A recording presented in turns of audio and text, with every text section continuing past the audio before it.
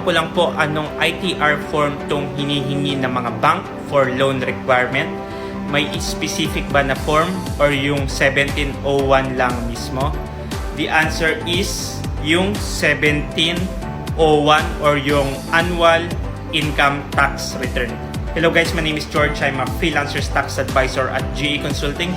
What we do is we are empowering online freelancers through simple and stress-free tax compliance. Balik tayo sa hinihingi ng bangko. Ang nire-require sa atin usually ng mga banks is the annual income tax return.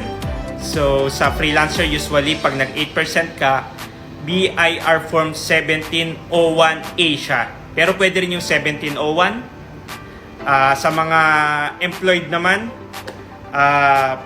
ang ITR nyo naman, di ba, pag may employer kayo is yung BIR form 2316. So, ayun.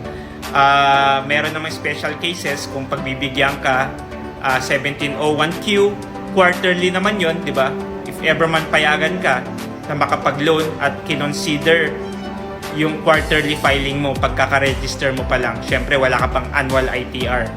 Ang unang annual ITR mo, for example, nag-register ka ngayong September, January 2024 mo pa yun mapafile, di ba? So, ganun guys. If you are a freelancer at meron kang concern or question regarding freelancers BIR registration and freelancers tax compliance, comment mo lang yan at sasagutin ko yan.